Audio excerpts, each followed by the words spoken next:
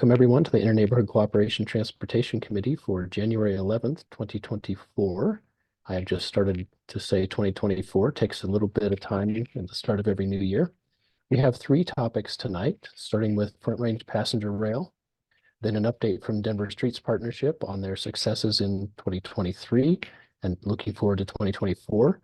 And then finally, a new vision for Colorado Boulevard, led by the Colorado Department of Transportation. We had a fourth topic, Project 529, bike registration. Unfortunately, the speaker is ill, and we've rescheduled him for March. So we wish him the rapid recovery. It sounds like whatever he's got, his whole house got. So we're going to start tonight with Chrissy Breit, and I'm sorry if I pronounced your name wrong, Chrissy. She's going to give a presentation on Front Range Passenger Rail that recently got some really good news at a couple levels, both funding for planning and acceptance into a national program that should help take the planning into reality. Chrissy, you should have the ability to share your screen. And let's see if I do the things you told me to do correctly about sharing. You told me this. Let me see here. Oh, I got it. Okay. All right. Are you all seeing the desktop or are you seeing the presentation? The desktop, the entire desktop. All right, let's fix that. All right. Is that better? Looks good. Awesome. Thank you all so much for inviting me to be here. I'm really excited. I know that a lot of folks in this crowd are old hats and part of this conversation for a long time. I also sense many of you may be hearing about this for the first time, so I'm going to try to thread the needle and speak to both audiences at once, but for those this is old news, I apologize, and for those this is very new news, hopefully we give enough context to make it useful. Again, my name is Chrissy Breit, and thank you so much for having me. So I'm going to attempt to start with a video. It's still kind of in development, but hopefully it provides a good context. So here we go. The Colorado Front Range, where the Great Plains meet the... And just to clarify, do you all hear the video? Yes, it's coming through great. Okay, yes. Perfect. Here we go. Rocky Mountains, where cities, towns, and neighborhoods each have a unique character, yet all... Why did it do that for me? Shoot. Share the legacy of a pioneering spirit and a belief in what's possible. Where world-class educational institutions are making groundbreaking discoveries and preparing the next generation to lead. Oh, sorry. It's a place where people want to be. And for the 5 million of us who are lucky enough to live, work, play, and raise families here, it's home. Over the next 25 years, this home is expected to grow by more than 3 million people, and most of them will have cars. This growing population presents new challenges, like making sure we can keep Coloradans moving when our roads just weren't built for this many cars. Yet in this challenge, we see possibility. At this key moment in our state's history, we have a once-in-a-lifetime opportunity to build a new way to connect Coloradans. A new way to travel along the Front Range that's fast, safe, reliable, and comfortable. Front Range Passenger Rail will link communities across the Front Range from southern Colorado to Fort Collins with modern and efficient passenger rail service. From the Chili Festival in Pueblo to basketball, football, baseball, and hockey games in Denver. From Boulder's Flatirons and Pearl Street Mall to the nationally recognized breweries of Fort Collins. Intercity passenger rail service along the Front Range will connect Coloradans to opportunities, adventure, and each other. Now, with new sources of federal funding and a commitment from state leaders and local communities, Colorado is at an exciting juncture, and Front Range passenger rail service is within reach. Join us as we unlock new opportunities to connect with one another and chart a new path forward to meet the transportation needs of tomorrow.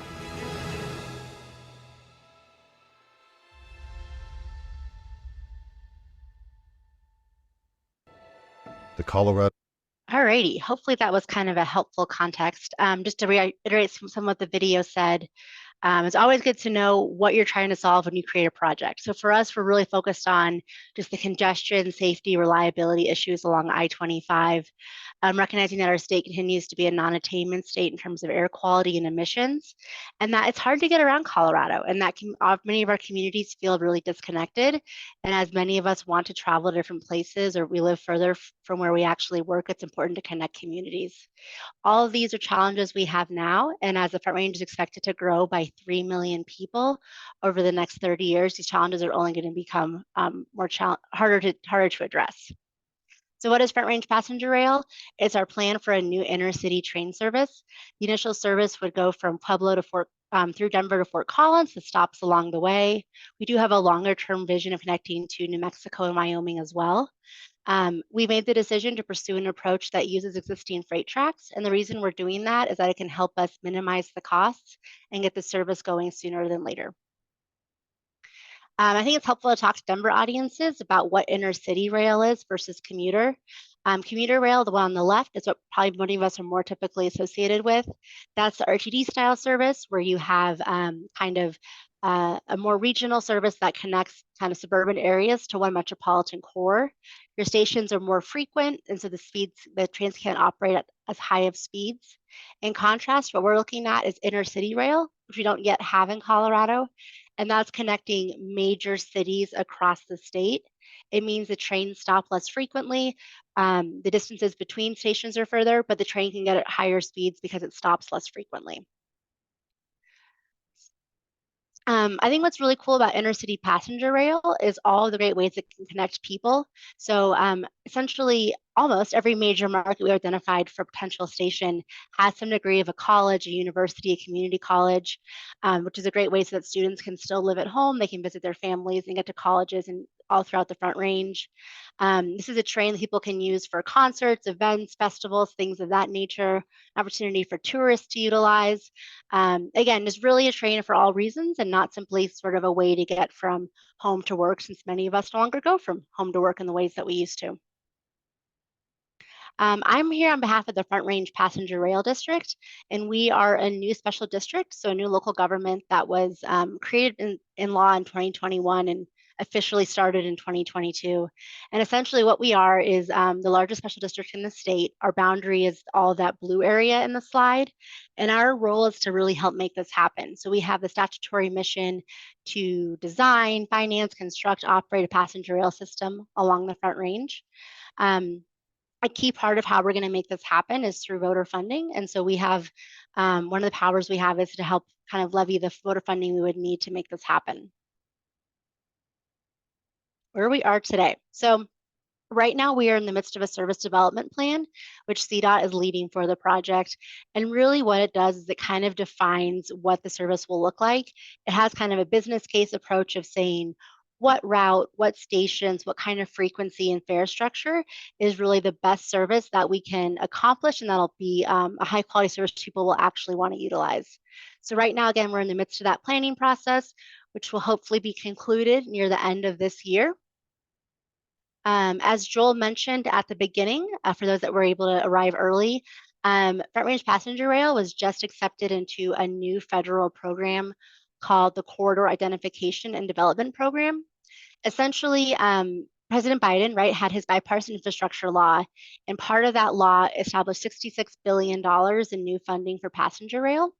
And so in part of that, creating all this new funding, they also created a really cool new kind of technical boot camp to help projects like ours get off the ground and get going. So we received an initial $500,000, and more than that, we're eligible to receive additional grant funding at really competitive matches of about 90-10 kind of federal local match.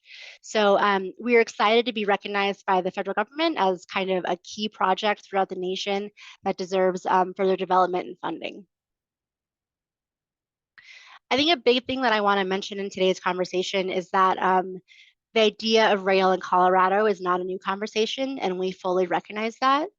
We are at a really opportune moment. Having the kind of the district, that governance structure in place is really cool and really important. We have strong state support and strong political leadership on this. And then again, through the bipartisan infrastructure law, there is incredible new funding available that makes this a really once in a lifetime opportunity. I am happy now to kind of pause, and I have some questions I have for you all if you're interested in having kind of discussion about what kind of service would best serve you. I also don't know, Joel, if you guys typically prefer to avoid discussion, but if you're open to it, I have some questions for the group. Yeah, we can do discussion. We just have half an hour for the topic, and typically we have Q&A at the end. So Okay, feel free to use all the right, time as you like. perfect. And you're going to tell me when I'm going too long. So I also got to figure out how to adjust my settings here. But I'm curious from those of you in the room who are interested in the service, if there's any sort of trip type that you think you'd most want to take by a train. And if so, I'd love to hear about it. And Joel, if you want to moderate, please do. Yeah, I think for this open-ended, if people just go off mute and give quick answers, then we'll get to questions later. Recreation, vacation. Nice.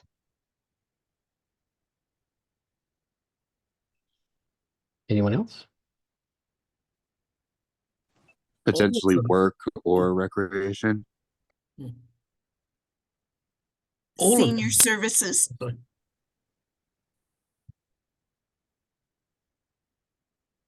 Richard? So I was going to say all of them.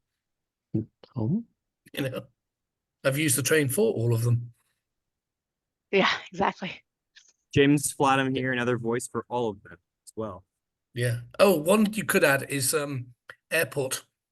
Nice. So what would be nice would be, the front range passenger rail could, if they build Colorado Springs Airport up a bit more, it gives you the flexibility to grab a flight out of the Springs, which maybe if you live in south of Denver becomes an option. If you can save Yeah. $200 on a flight, you're going to probably consider going down there, for example. okay. Angie, I Joel? see. Yeah, Yeah, go ahead. Joel, this is Angie. My question would be around senior services, since that's the largest growing population currently. Thank you. Okay, Bruce? Athletic events in Boulder and Fort Collins. Great. All right, back to you, Chrissy. And there's some other comments in the chat you can look at in a bit. Awesome. I like that Bruce is here for all the sporting events and does not have strict team allegiance. I think that's a good spirit. So here's the question. I think the train is a nice idea, but I really want to know, and if anything in your mind is not on the list, you're not at all tied to the list, but what sort of aspects would make you to choose to travel by train? What are kind of the key differentiators that say, yep, I want to do it by train? Some examples are reliability, travel time, maybe it feels safer than driving on highways, kind of comfort, onboard amenities like a cafe and a restroom and places to work, having a lower carbon footprint, convenience, any sort of things that would make you think that's why I would choose a train. Less stress. Angie? Connections to other modes of transit, especially the last mile. Yeah. Joel, it's Angie again. Yep. I think, again, for the transit dependent who have to use the train to get to work, it's reliability and safety and the ability to be able to access. So that it's like at ground level, so they don't have to like pick up their legs if they have an issue with their joints or whatever, is becoming more and more prevalent in communities of diversity. I really appreciate you mentioning that, because one thing that I was chatting about with the previous group was checked baggage. As I think a lot of us, when we go to airports these days, most people try to avoid checking their bags and they just kind of, put it in the cart above them. But someone mentioned that for seniors and others, it's really helpful to have some degree of maybe station ambassadors that can help with things like carrying baggage and getting it onto the train for you. So I appreciate you bringing that mindset to the conversation. Well, and the other part of that for me is easy ability to navigate. So because we have so many people speaking so many different languages, maybe you utilize a different kind of communication component so people can see pictures rather than words. Yeah. Okay, we have a few others. Bruce? My concern would be getting around in some new city once I reached a train destination. Absolutely. I saw James. Yeah, I was just going to articulate the comment I just posted. For me, I think frequency is number one. If the train only goes a couple times a day, that's not going to be flexible for me to get to and from where I'm going, especially if it's like a sports event or something like that. I recall last summer we had kind of the Taylor Swift phenomenon that gave a huge boost to transit, perhaps in the most meaningful way that we've ever seen with kind of any other recent post-COVID event. And if the train was kind of a 3 or 4 times service a day kind of train, the concert ended at, midnight, 1 in the morning. People can't take it back. That means they're not going to choose to take the train to go to Denver to see Taylor Swift. So you can kind of play that forward. Frequency's got to be there for this train to be successful. James, with all due respect, I would say that would have to do with funding as well. So making sure that there is funding in place to be able to provide those services would be really, really important. Yeah, absolutely. Totally agree with that. And Andrew, our group has looked into this independently, and we've concluded that under the rules of Tabor, sufficient funding could be raised to have a 12+ train a day service if that is what the district chose to pursue. That would be something that could be put to voters and could be funded under the restrictions of Tabor, Colorado. I absolutely agree, but RTD only gets 1% of their funding through the state of Colorado, when other transit agencies across the country get 23%. So if we could level that playing field, I think that would be really, really helpful towards this. Remember, intercity rail is fundamentally more profitable. The fares are not going to be $2.75.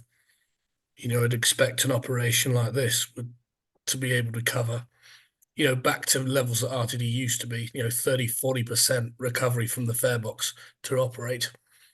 So we're subsidizing, and then we've obviously got the capital. It's not going to be something as low as RTD's, current 5%. And with appropriate discount programs for low income, senior, disabled, etc. My other point was trains offer onboard facilities that you just don't get in coach class, on planes, and on bus stank.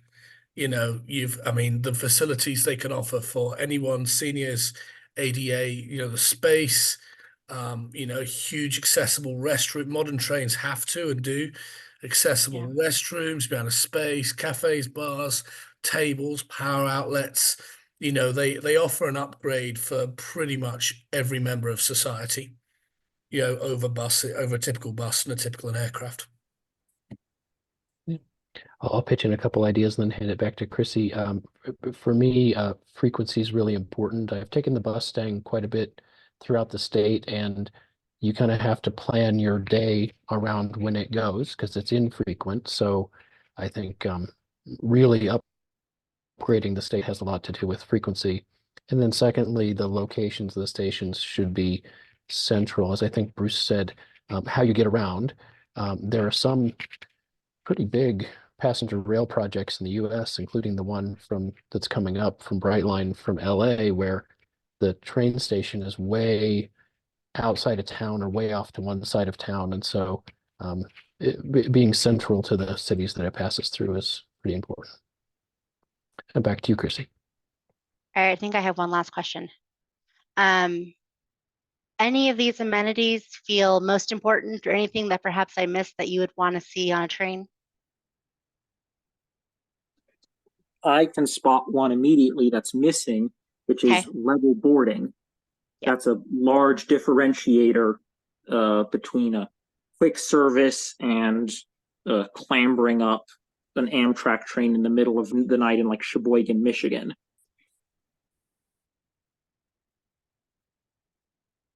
Absolutely.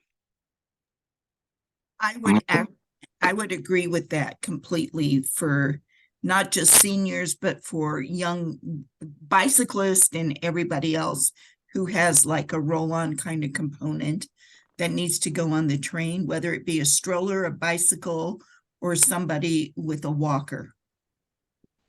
Mhm. John? My initial reaction was to say restrooms. Yeah. Another one you could add is a little area for kids. So Oh, there are trains in Switzerland that have like a car devoted. You know, there's sort of games printed on the tables, and there's sort of more brightly colors. And I guess to go the other way with that, having a quiet car as well. yes, So, yes. you know, but all of those are very important. But the level boarding is probably something that I would say, as an advocate, we are almost non-negotiable on that one. You know, we have to have it. We've got about 7 minutes left, so let's try to leave some time for Q&A. All right. One quick question, and then actually, you know what, that's fine. Let's go ahead and go to Q&A. I will stop sharing, and I'm happy to answer any questions. Okay, great. I'm scrolling back up to the top. Mike Hughes, you had a question about the politics of funding this all. I do.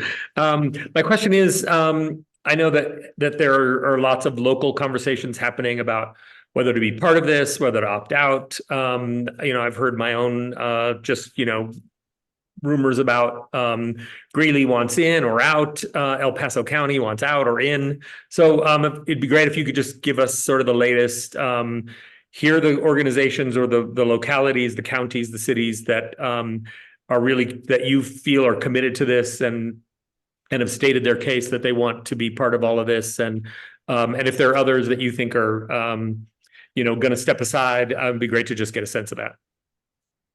Yeah, that's a great question. Well, I think on a fundamental level, the way taxes typically work is you don't get to choose whether you pay it or not. You just pay it, right?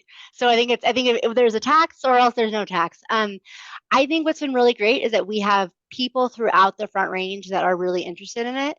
I think there is the challenge of, for some communities that don't have kind of the deep transit network that perhaps others do, it's harder for them to visualize that inner city travel of the spine when they don't really have the kind of more localized vessels to. As we said earlier, the challenge, right, is when you get off the train, then what? And so I think for some communities that are maybe don't have that kind of connectivity already, it's more of a challenging thing. And I think that we continue to work on ways as a district to communicate kind of the benefit of this for the state, that those that are perhaps a little, you know, further from a station, even if you have to perhaps drive to a station, if you're able to get this far of a trip, you know, there's a value add for all of us. And so I don't want to say, you know, X, Y, and Z is on board, off board. I don't really have anything quite as clear as a, you know, vote yes, vote no yet, but I'm optimistic for people I talk to throughout the state. I'll say that. Thanks. Frank had a technical question. Frank? Oh boy, here we go. Oh, I was mostly just wondering about the potential rolling stock, because I saw an article about the future potential G line completion, or no, B line. Yeah. And they said that it would probably use like old school Amtrak cars, and I just can't help but think, you know, are those even going to be safe by the time this project gets completed, or are we going to have to use something more contemporary, like the arrows that they're going to implement on the Northeast corridor? Yeah, we are in a really interesting time frame around rolling stock because there is a lot of new demand for it, and there are some really cool train sets like the Arrow, but there's also a fair amount of time between putting in an order and getting it. And there's also a lot of new evolution and technology happening, especially now regarding hydrogen and some similar kind of hybrid technologies. So I wish I could tell you exactly what it's going to be because we don't know. What I can say with a fair amount of confidence is that it's not going to be overhead catenary. It's not going to be overhead electrified. We are looking at what kind of newer train sets are available that also help us from kind of a, you know, high quality amenities and potentially more greener options than traditional train cars. We don't yet know which train set it'll be at this point in time. And Terrence is asking in the chat if you could define some of these terms, rolling stock and arrow. Rolling stock essentially just means what kind of train are you buying? You know, what kind of choo-choo are you buying? Is it a Toyota 4Runner? Is it a Corolla? What kind of model? And then Aero is AERO, and that is a new train set that that Siemens put out. Someone can correct me. That's just a new model that was recently put out in the market. Yeah, it's something Amtrak are buying to replace their East Coast, and it comes with it's for the train guys, it is a locomotive, and then it's a couple of cars, and then there's a sort of dummy driving car on the way, so it doesn't need to it can reverse easily. So control car on the other end, and Amtrak is buying various versions of this, hopefully to replace a lot of their aging fleet.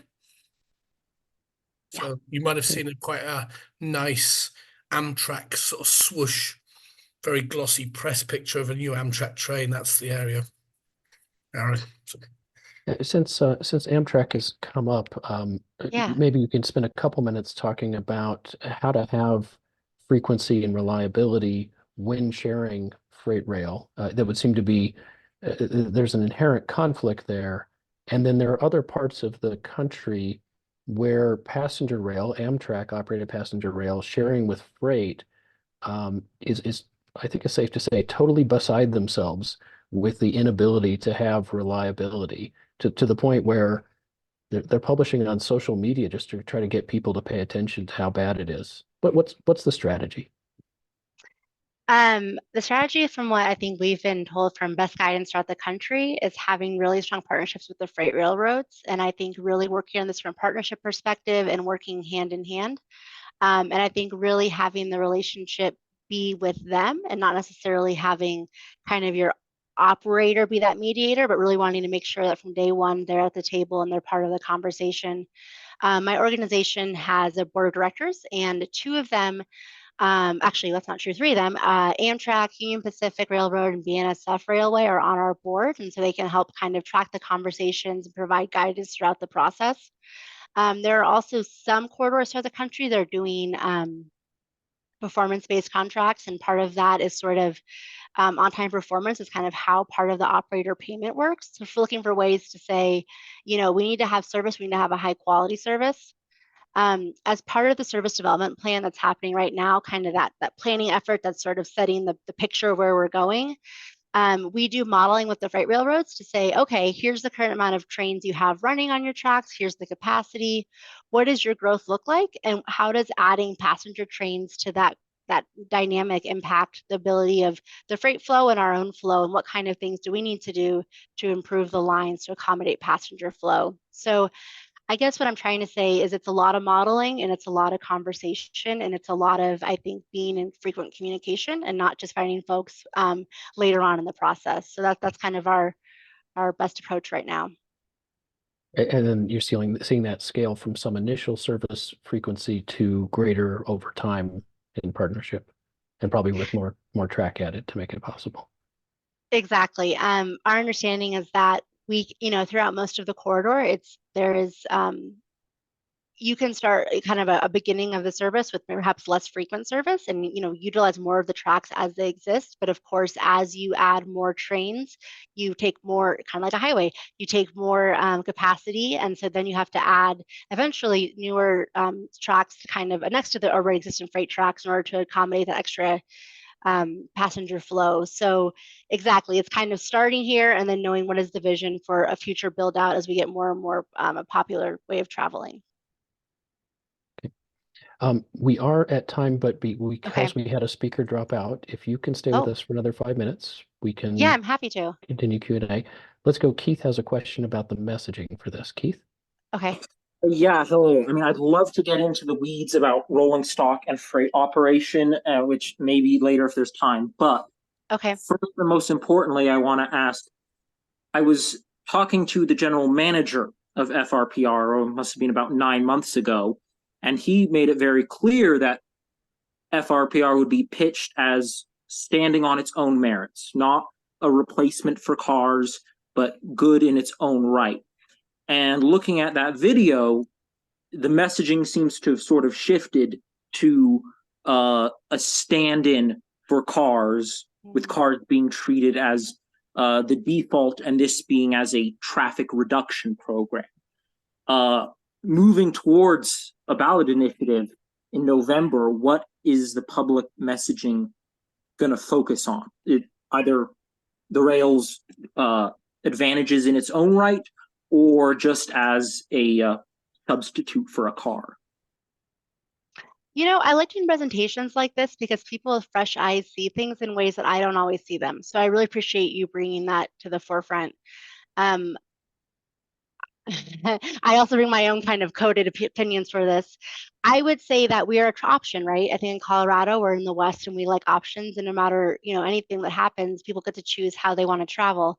I think that we recognize that there are some limitations, perhaps in I think someone said earlier, less stressful way of traveling that perhaps trains can provide. And I think that, you know, some of us have lived in other parts of the country and the world where there is more trains, and we have appreciated kind of that lived experience. And so I think what we're saying is that we want to provide good options and people can choose their preferred option. And we sense that as the state continues to grow, the need for more options will become an ever-present need. So I think many of us will continue to own our cars and use our cars, but we are benefited by having better options, especially for these longer trips. So I think that's my response to your question. And I really appreciate the feedback. It's really, really helpful. John has a question about a destination. Oh, okay. Yes, thank you. 8 weeks of the year, I-25 gets completely backed up at Larkspur for the Renaissance Festival. Can we have a seasonal stop at Larkspur? I thought about that too, actually. I don't know the answer to that yet, but that is exactly the kind of thing that helps us to know about, so that as we figure out what's possible, that that is helpful. And I think we're still developing some of our policy around that sort of thing. So I'm hopeful to give you a better answer than I can give you today. But great question. And I think it's also a great point earlier about the Taylor Swift concert, where maybe you got to the concert, but how did you get home afterwards? So thank you, John. Adrian's asking about land use. Adrian? All righty. Yes, I'm just wondering if there's like any way like Front Range Passenger Rail could like own some development around the stations. That way like they could like fund the service. I know Hong Kong owns like shopping centers and like apartment buildings on top of their stations, and that has like greatly reduced their dependence on government funding.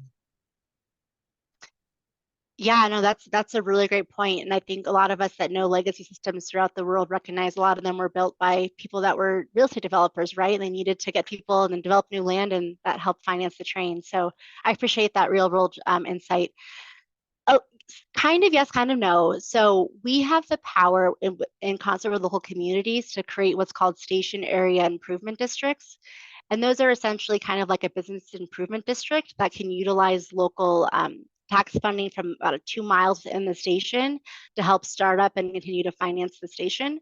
So we have that kind of tool more so for the actual station maintenance, but not as much for the actual spine of the service.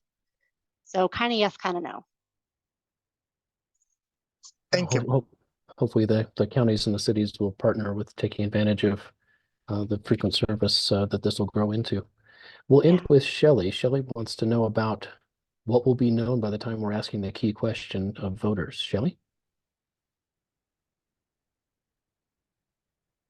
Yeah, that's it. You capsulized it there. Thank you. In the chat, she mentioned frequency. What's the rolling stock? You know, how much can this come into focus so that people know what they're voting for? Yeah, it's a great question. It's a great question, and it's one where I think it's a very dynamic question, and every day my inbox has new insights to the answer to that question. We recognize that if we are going to go to the ballot, it's important to go to the ballot and win, and that while timing is incredibly important to be able to, you know, capitalize on certain opportunities, it's better to go and you have answers. And so I don't, as of right now, have an answer to what the ballot question would be and how much we would know. But again, conversations like this is kind of almost like a focus group to help us recognize what people need to know before we go to the ballot, so we can adjust the appropriate time to go to the ballot. And so knowing that frequency, rolling stock, secondary stations, things of that nature matter to you, that's what the information we need to know in order to be successful. Great. Well, I hope you don't have to run right away and you can take a look through the chat because there's Yeah, been I a lot of mean, this is additional amazing. comments and answers to your question there. But thank you so much for joining us. And I know you've got other things to go to tonight and needed to go first. So thanks for sticking with us. Yeah, thank you so much. I'll put an email address in the chat that you can submit things to and find us that way. But thank you all so much. I really appreciate it. Thank you. It's exciting. Okay, next we'll turn to Jill Locantore, Executive Director of Denver Streets Partnership. We've got kind of a tradition going the last few years of having in January a summary of what all the coalition members in the Denver Streets Partnership have achieved, kind of the big picture things from the previous year, and then a preview of what's coming up. Jill, I've set you up to share your screen, so turn it over to you. Thank you, Joel.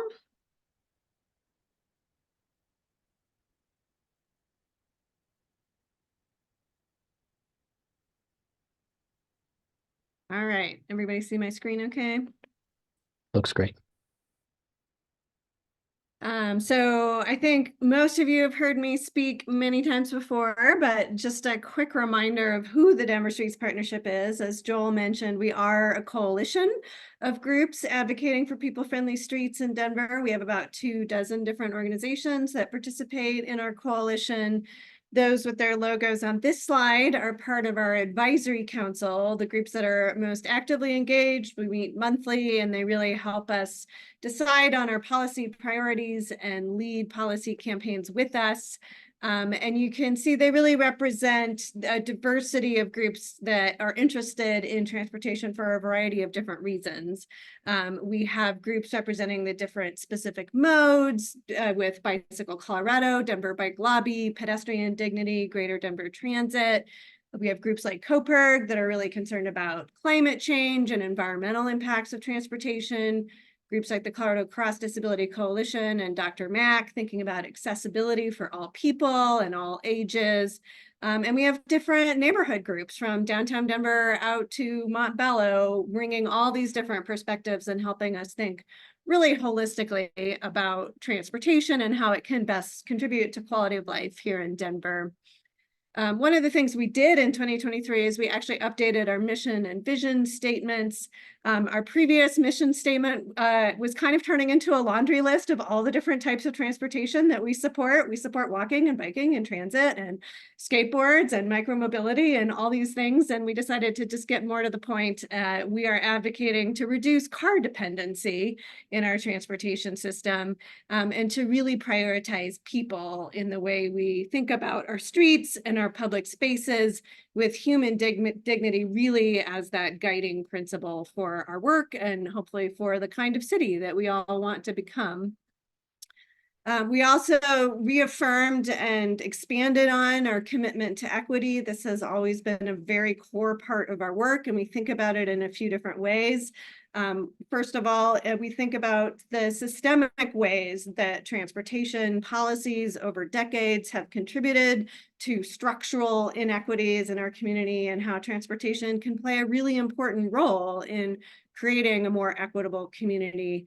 We also really strive to make sure that we are representative of the community here in Denver, and in particular, people who have been harmed the most by our car-centric transportation system, and making sure they have a voice in the work that we do, not only by being on our staff or in our coalition, but also, to the third bullet point, of really distributing power and resources to those partners. We as an advocacy organization have access to decision makers and decision-making tables, and we want to invite other people to participate in that as well. And these are our core priorities that we are working towards, the outcomes we're trying to achieve, policies and funding that increase access to that laundry list of transportation options I mentioned earlier, while simultaneously undoing all of the policies that have been put in place over decades that reinforce our dependency on driving, thinking about streets not just as conduits to get from A to B, but as public spaces that should really reflect the culture and support the vitality of our communities who are using those streets for all kinds of purposes. Reducing the number of trips by driving, obviously, so that the majority of trips are made by some other type of mode. And then, of course, getting to zero traffic fatalities and serious injuries. So a lot happened in 2023. It often feels like a blur and it's kind of hard to remember at the end of the year. So it's good to look back. It feels like about 200 years ago, but we did have a municipal election early in 2023 that was pretty major in terms of electing a new mayor, and a majority of city council seats were also up for election. And so we worked really hard to make sure both candidates and voters were informed about transportation issues. We developed a policy platform and did briefings with candidates. We invited them to go out and ride transit with us and experience how our transit system is serving us or not today. We did a candidate questionnaire. Also want to give a shout out to the Denver Bicycle Lobby, which also did a great candidate questionnaire, and I believe Greater Denver Transit did as well. So we got to hear multiple times and in multiple ways what the candidates thought about these issues. And we also hosted a candidate forum specifically focused on transportation, and we're really happy to partner with the Montbello Organizing Committee to make that happen in Northeast Denver and focus attention on a part of the city that often gets overlooked in these discussions.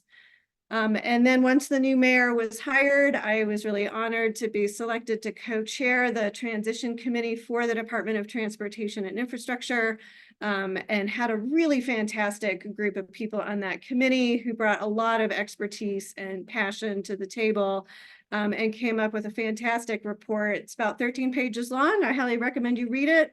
That identified top priorities that the Department of Transportation should be focusing on under the new administration, as well as some very short-term things that could be implemented at the time. It was described as the first 100 days for the mayor. I think a new way to think about that would be the first 100 days of our new Director of Transportation, Amy Ford, who had her first day on the job this Monday. And one of the first order of business is to schedule a meeting with Amy Ford and the members of this transition committee so she can hear directly from them, you know, what they really felt were important points in that report we developed that she should be focusing on.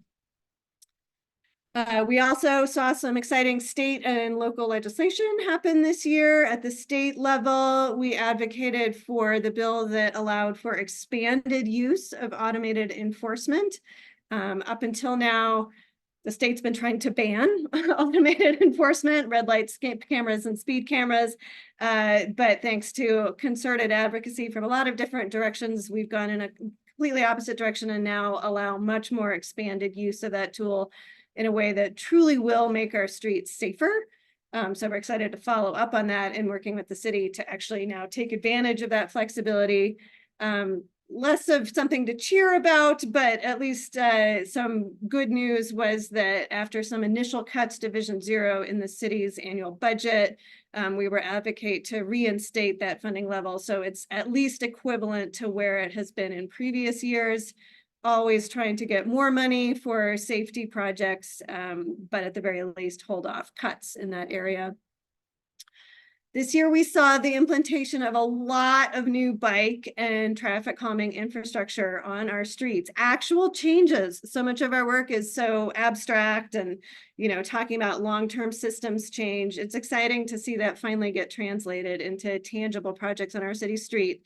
You know, and some of them were better than others. Some of them were controversial.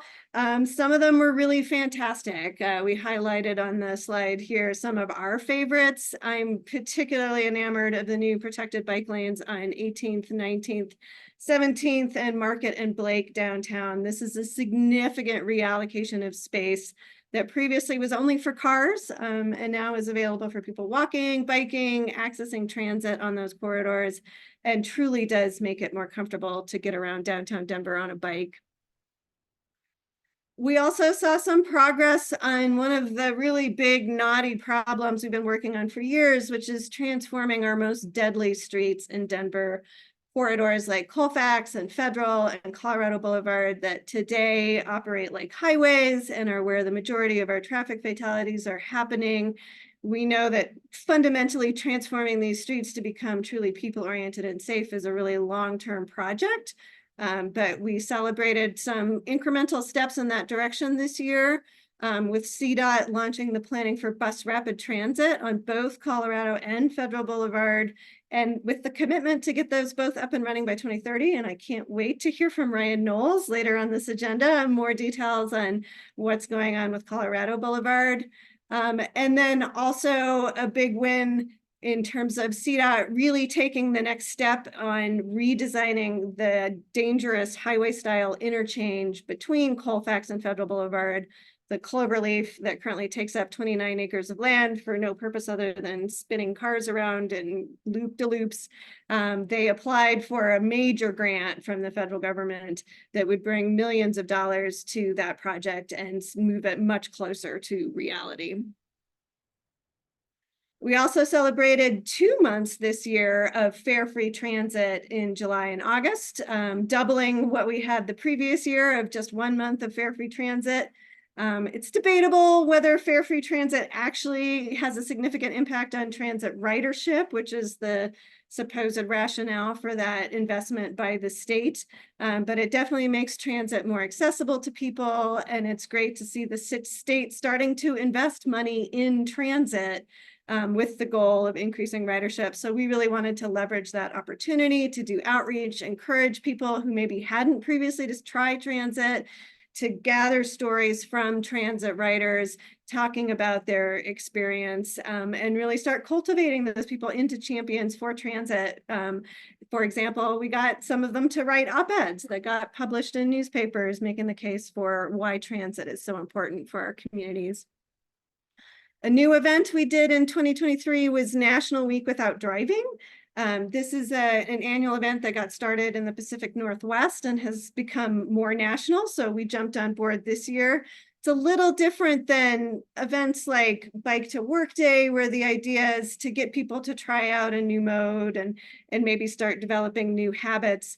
The intention of this event is really more about getting people to understand, for folks who have no choice other than to go without driving because they can't afford a car or they have a disability that prevents them from driving, what is their day-to-day experience? What is it like for them trying to get around the city, to really create that empathy and understanding of how these people are really left out of our car-centric transportation system. And so we were thrilled to get over 100 people who signed up to participate in this, including several elected leaders. And we hosted 2 events to really facilitate conversation around this topic, including a film screening and a panel discussion with some of those elected leaders.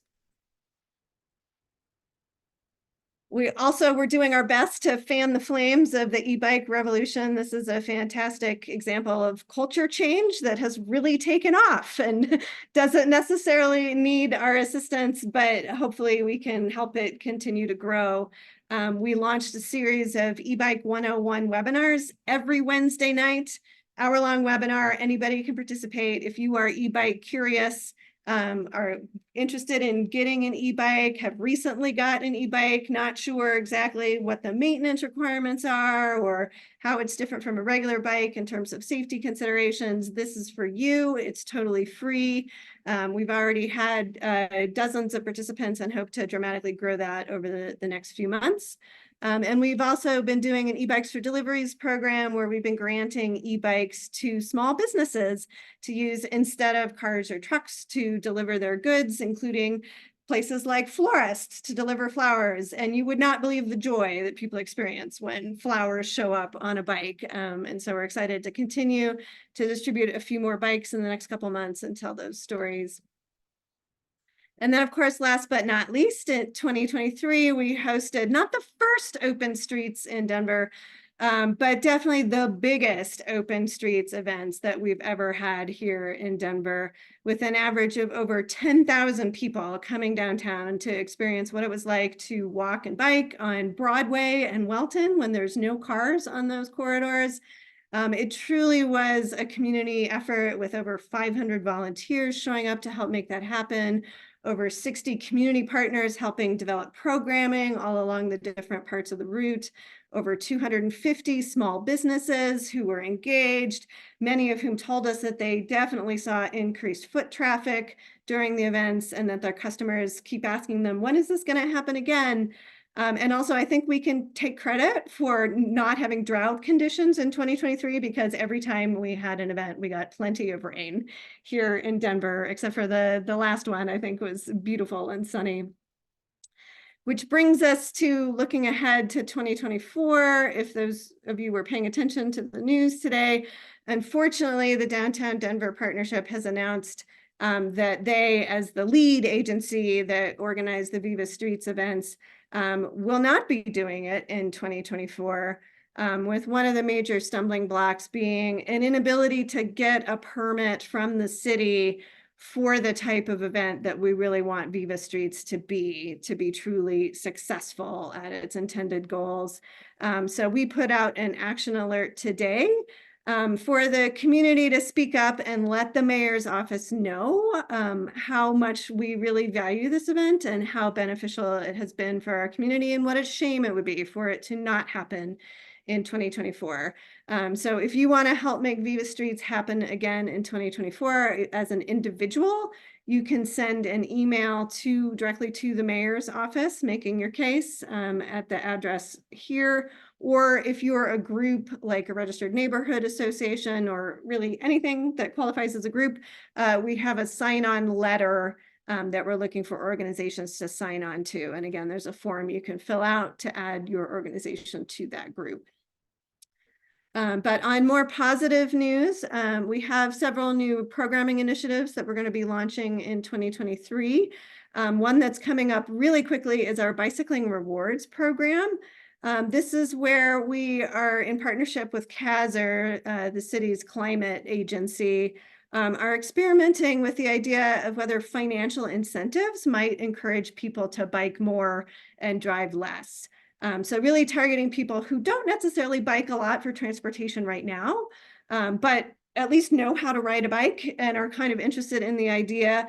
And so actually offering them financial incentives. We've got a few different ways we're doing that, but one of them is basically paying people $1 per mile. Every mile you bike, you get paid for, compensated for that, and seeing if that actually leads to lasting mode shift change for those people.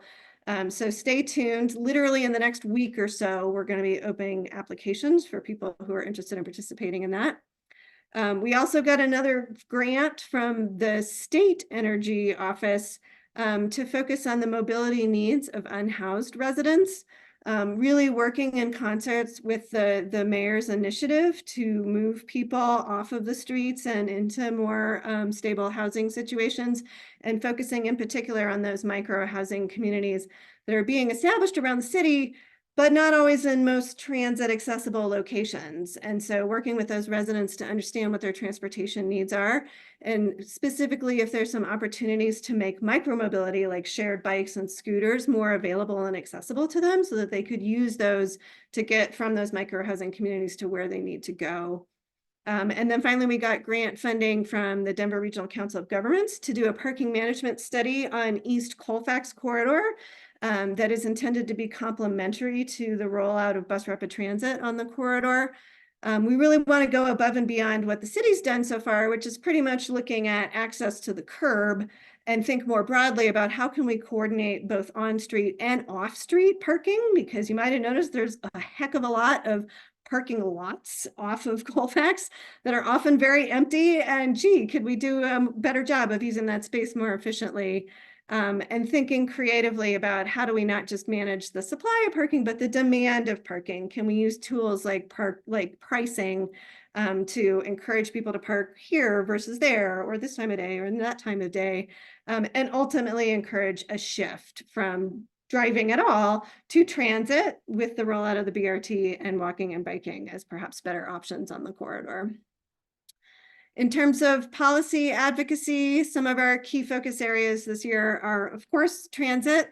At the state, there's conversations about some RTD reform legislation. Everybody loves to use RTD as their favorite punching bag, and can sometimes be hesitant to give them more funding for fear of whether they're going to use that money for best use.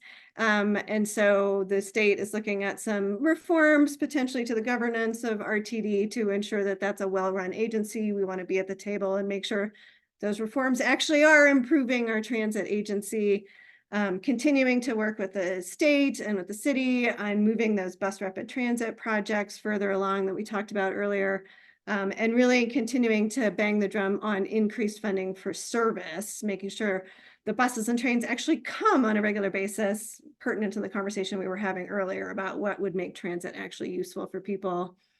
Of course, we're focused on sidewalks.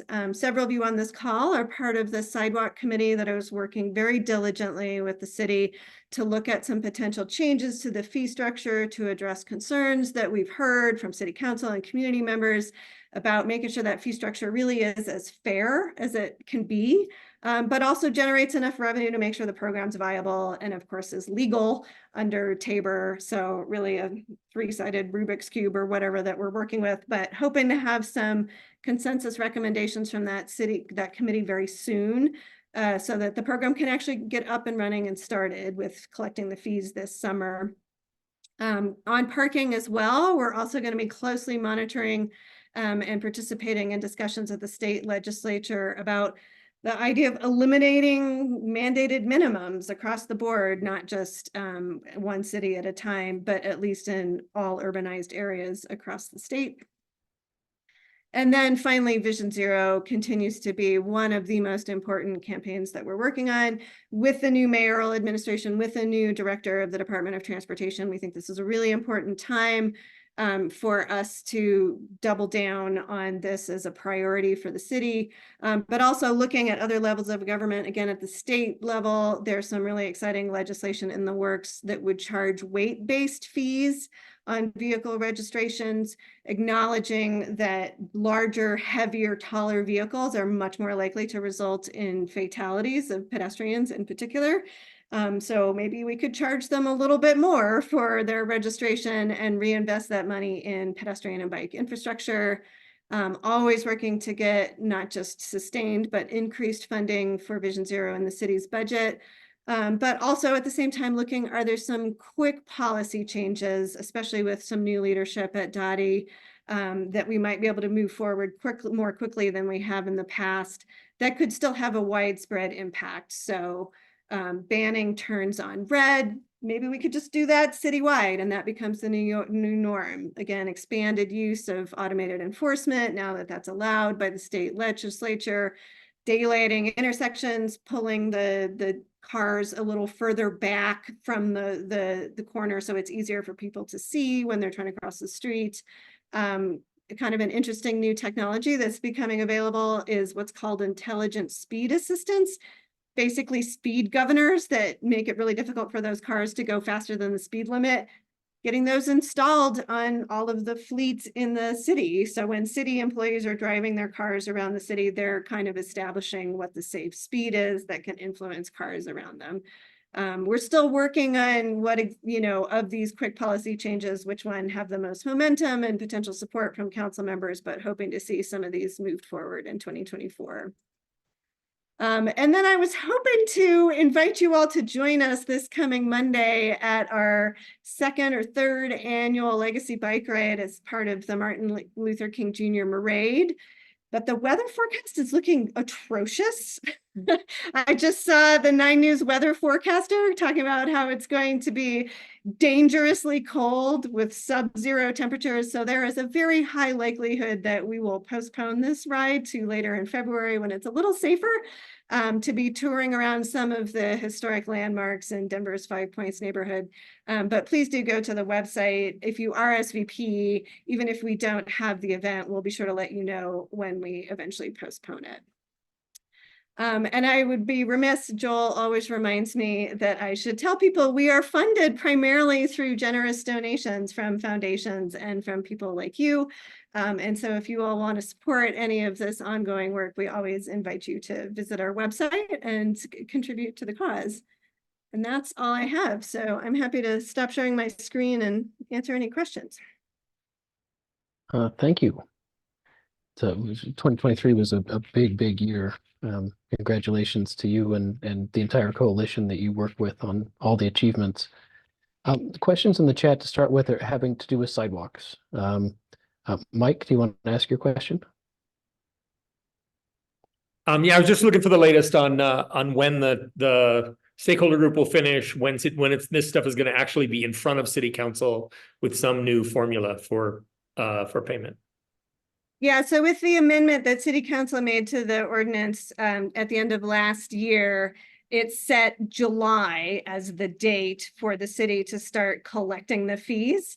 So we are very motivated to get a consensus recommendation to council in plenty of time for them to consider that and enact it before July, so the city actually can start collecting their fees.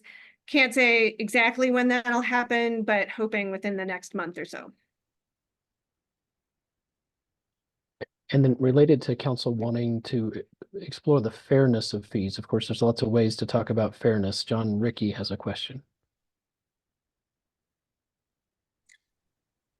Yes, weren't the fees already fair? I really liked the formula that you came up with when you drafted the bill. I feel like this is just people with larger lots complaining about paying more. So our fee as written in the ordinance is very fair according to Tabor.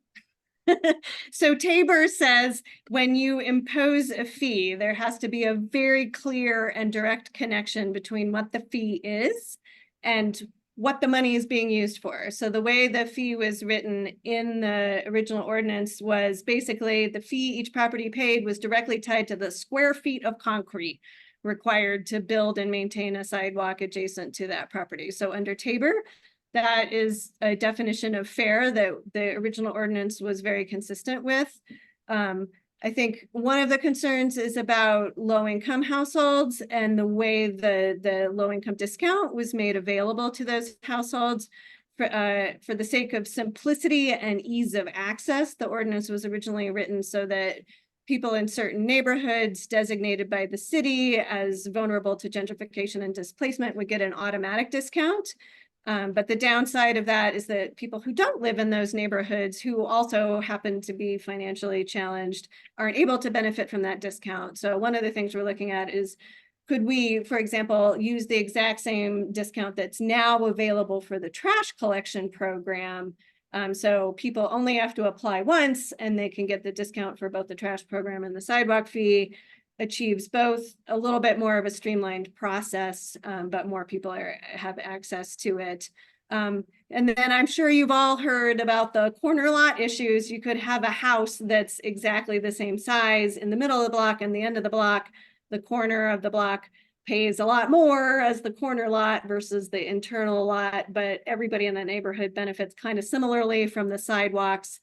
So kind of looking at, can we even out some of that distribution of the fees, but not straying too far from that Tabor definition of what you're paying is tied to what the money is actually being used for. You spoke about the news on Viva Streets. Jane wants to know what's possible. Jane? Hi, Jill. When I read about this today, I was very disappointed because we had so much fun last year meeting people along the streets, and we had decorating helmets for kids and all kinds of things. And it just really brought the community together. So I'm just wondering, other than the downtown partnership, is there someone else that could help organize this? But I also heard you say that it's a permit issue with the city. Thank you. Yeah, but we have, the Denver Regional Council of Governments has provided a grant of $250,000 to make the event happen. The Downtown Denver Partnership and the Denver Streets Partnership are committed to making this happen. We've got tons of community partners like the neighborhood associations who are committed to making this happen. And really the challenge we've run into is coming to agreement with the city on, how the event could be structured in a way that they're willing to permit, and haven't been able to get to that agreement. We feel like there's some more room for some creative problem solving to get to that agreement. And really what we need is some leadership from the top, from the mayor's office, saying, this is important, the community wants it, let's try and get to those solutions. So the more you all reach out to the mayor and reinforce that message, the more likely we're able to get there. And just to me, that makes a lot of sense, because Viva Streets was new last time. So new is complicated, new is hard, people are stretching and growing. And it was Hancock that said to his staff, make it happen. They had a lot to figure out. And there was a lot of outside of the city, of course, fundraising, a lot of effort. But in terms of the administration, the mayor said, make it happen. And so be great if our new mayor said, make it happen to his staff. Exactly. Follow-on question on this about permitting from Mike. It's the Office of Special Events that is kind of the ultimate decision maker in that regard. Thanks. We'll turn now to very timely. David's been watching the news today. David, do you have a question? Hi, yeah, thank you. Yeah, if y'all caught the governor's speech today, he was waxing poetic about transit and walkable neighborhoods, but he hasn't really put any funding towards that in the past. So kind of wondering if you were aware of what's on the table, what the process is, how we can help push things forward, and yeah, if there's any money that might be there to fund all this. Yeah, I have not had a chance to see his speech. I was a little distracted by Viva Streets today, but I've been hearing good things about it. So I want to go back and see what he said in the speech.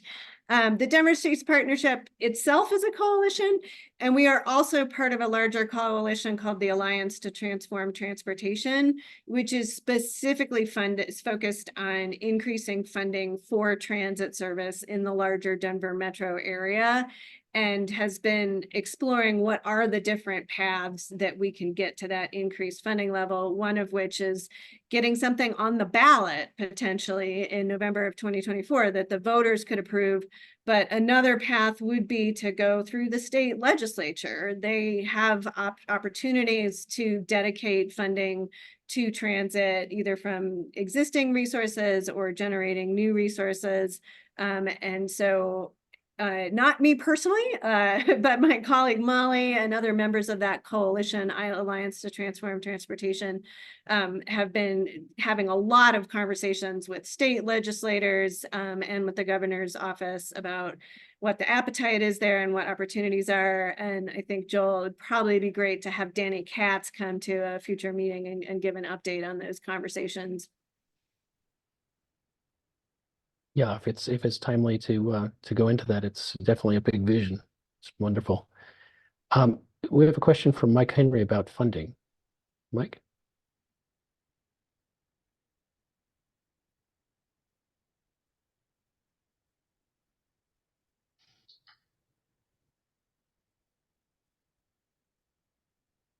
You were unmuted briefly. Let's try again.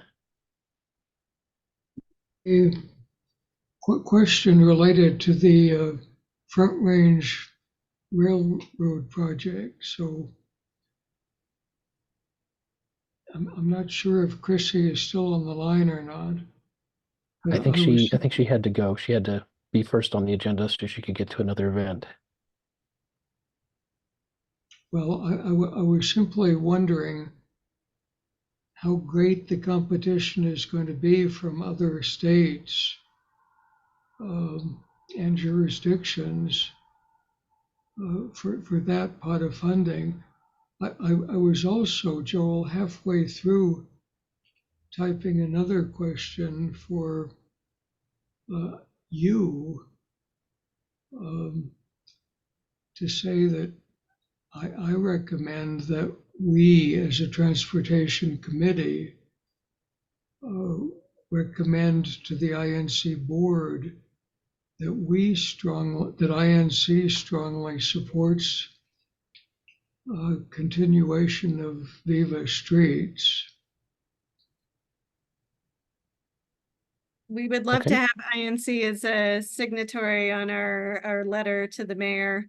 And I am certainly not the expert on Front Range passenger rail, but I can speak a little bit to federal funding. Yes, it is competitive, and the onus is on Colorado and Denver to put forward bold ideas and make the case for why they should be the ones to receive that funding. But I would also say under the Biden administration and Pete Buttigieg, we're seeing an unprecedented amount of funding available for multimodal transportation. And so there's much more opportunity out there for us to be chasing after. And so really appreciate leadership at both of the state and city level and being aggressive and going after it. The process for INC taking positions has gotten more complex over the past year, as they want to be sure that all neighborhood organizations who are members have time to consider and take back to their groups and come back and vote. but I will certainly take a straw poll from this group and recommend it to the executive committee. Could I see a show of hands using the reactions button raise hand feature of those who agree that that INC should take a position in support of Viva Streets?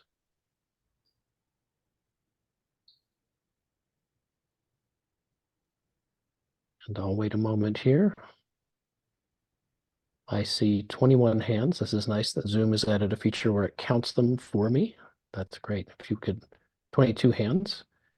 If you could lower your hand.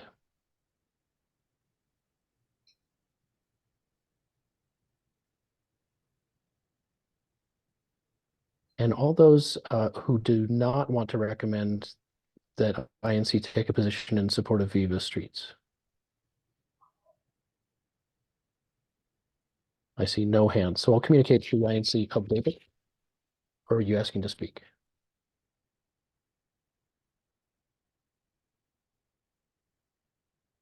David, if you could write me and let me know if that was a vote against or if you were wanting to speak. And I'll just wait for you in the chat. So we'll move on. We've gone over time, but that's because for those of you who joined late, we did have a cancellation, Project 529. Our speaker and all his family are down with an illness, so we wish them well. And we'll just take a couple minutes here for any final questions, and then we'll move on to our final topic for the night. Questions in the chat. I'm not seeing any more. We answered the question about what the permits are for Viva Streets. And there's some appreciation for your presentation. I'm not seeing any other questions. So thank you very much, Jill, for joining us. And stay warm. It's cold. It's going to get a little bit colder, but I certainly appreciate everything that you do. Thank you, Joel. All right, we're going to turn to our final speaker for the night, Ryan Noles. I think, Ryan, this is the second time you've joined us, so thank you very much. Ryan Noles is with the Colorado Department of Transportation, and they have started a, I want to get the right words here, they've started a study of Colorado Boulevard, both immediate term issues, what's working, what's not working, and then building towards a vision for bus rapid transit, which has been called for both by the City of Denver and Denver Moves Transit and Blueprint Denver, as well as RTD's own study of where bus rapid transit would work well. I hand it over to you, Ryan. Thanks, Joel. Can everyone see my screen? Looks great. Cool. Okay. Well, as Joel said, I'm Ryan Noles. I'm the Bus Rapid Transit Program Manager for CDOT Region 1, which is the Denver Metro minus Boulder County. So happy to be here. And tonight I'm just going to give a kind of briefer version of our first stakeholder working group meeting presentation. So we had our first stakeholder working group for the Colorado Boulevard Corridor Plan on December 6th of last year. So it's really kind of an overview of existing conditions and then discussion about where the project is going, and then also has some good information about some initial community engagement that we've done. So with that, I will just jump right into it and talk about what we're trying to achieve. So the corridor plan, to take a step back before I really get into these points, is meant to really kind of lay the groundwork for a much larger effort and investment in Colorado Boulevard. So that is the BRT project, which Joel alluded to, and I'll talk about that in a minute. But the corridor plan is kind of focused on 4 key areas. And so the project boundaries are 52nd Street or 52nd Avenue at the north end to East Hamden Avenue on the south end, right where Denver meets Cherry Hills. So the purpose of the project is to really take a thorough look at the existing conditions in regard to multimodal transportation infrastructure in the corridor, particularly conditions for biking, walking, and taking transit, and to identify gaps in that network that really serve as barriers to safe travel for people who are driving. From that, we have a pot of funding for short-term projects. And so we are planning to identify 8 locations where we can do short-term safety improvements. And so those could be at intersections, it could be in the mid-block areas. You'll see some of the data here in a moment indicates that there are safety issues throughout the corridor, which I'm sure anyone who has spent any time on Colorado Boulevard could have told you without having to do a bunch of planning work.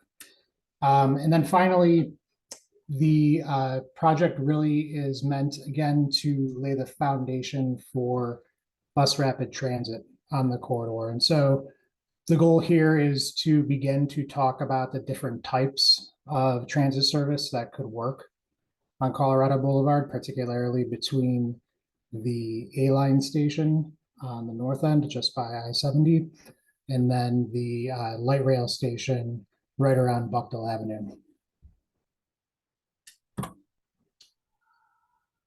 So we're really not starting from scratch with this. I know bus rapid transit has kind of been in the discussion about Colorado Boulevard for a long time. There are a lot of plans that have discussed some type of enhanced transit, if not bus rapid transit, some other form of high capacity transit on Colorado for years going back. So this shows the past 6 to 7 years. Really, there are plans that go back to the 1970s talking about increased transit capacity on Colorado Boulevard. So it's been a long time coming.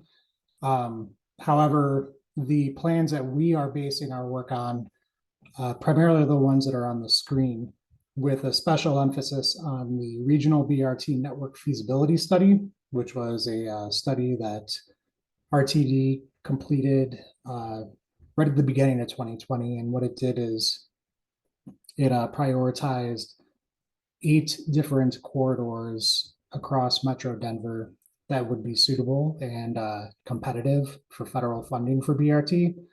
And Colorado Boulevard was one of them. And then Denver Moves Transit has actually gone through 2 different phases of planning work, but in both phases has highly prioritized Colorado Boulevard for BRT. So this is a CDOT-led project, and the reason why it is a CDOT-led project is, for one reason, Colorado Boulevard touches more than just Denver. It also touches the city of Glendale. And it is a state highway. It's Colorado State Highway 2, which I recently learned is the busiest state highway in the state of Colorado that is not an interstate freeway. So just to give you a sense of the magnitude of people who travel the corridor on a daily basis is quite high. However, we are working really closely with Denver and Glendale, as well as RTD, really building again off of the plans that they've already done. They've done a lot of great work.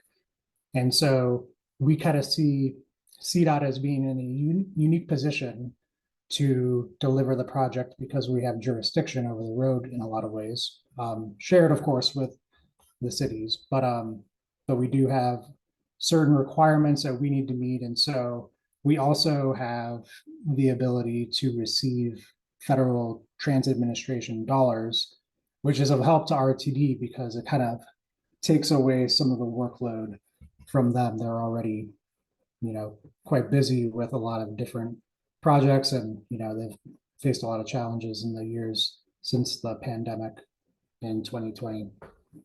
So we're kind of taking a multi-pronged approach to engagement for Colorado Boulevard for the corridor plan phase of the project. So we will be holding some focus group sessions starting actually next week through the end of the month. And so that's really to engage people from RNOs as well as stakeholders from bids in the corridor and study area. We have also stakeholder working group sessions. So like I said, we held our first one last month, and Joel, I think you were on that meeting, right? So and I think I know Jill was there as well because she had a lot of good comments. So we've been engaging as many stakeholders as possible as early as we can. And part of this goal too is to really build the engagement groups, the engagement strategy to carry forward into the larger BRT effort. So like I said, we're laying the foundation and having the discussions about where we're starting and where we're pointed early to make sure that we have people engaged from start to finish. And then we've also done some intercept interviews, which were actually really interesting. So we went out on the corridor and over the course of several days and talked to people who were riding the bus, who were biking up and down Colorado Boulevard, who were walking, going into stores to buy groceries. And we heard some really interesting things from them. So some of the top concerns we heard, which again, probably wouldn't be a big surprise, are that there's too much traffic and too many intersections. The bus timing could sometimes be off, so sometimes there's it's delayed or it's early. Pedestrian signals aren't long enough. People drive aggressively. Some things people would like to see include less speeding, better awareness from people who are driving of people who aren't driving, more regular bus service, better sidewalks, better amenities in general for folks who are really just looking kind of for like a better quality of life on Colorado Boulevard. And I really like this slide. So we went out and we, like I said, we talked to folks who were using the corridor in a variety of ways. And, we actually recorded them. So we got a lot of really great kind of direct feedback from folks. And, some of these quotes really, I think, highlight what it feels like to travel on Colorado Boulevard if you're not in your car, essentially. And so, people find it scary, and try to avoid Colorado Boulevard, which isn't something we necessarily want, because there are a lot of businesses and destinations, and some of our best cultural amenities are right on Colorado Boulevard. Some people pointed out that they've seen positive things happen over the years, and they have noticed that improvements have been made, while others, mentioned that it hasn't gone far enough. I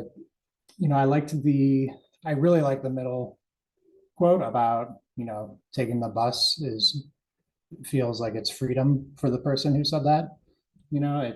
It seems like people often will say that, having the ability to drive a car is freedom, but in a lot of ways, the bus provides you a level of freedom from the car, which is nice, not being stuck in traffic or having to, contend with other aggressive drivers. Like just getting on the bus and being able to, relax, read, whatever you want is much nicer than trying to drive. So we heard a lot of great things. We also did a really pretty thorough analysis of census data, as well as some other transportation counts and data, which I'll go through quickly here just because it's, there's a lot of it. But, we did notice that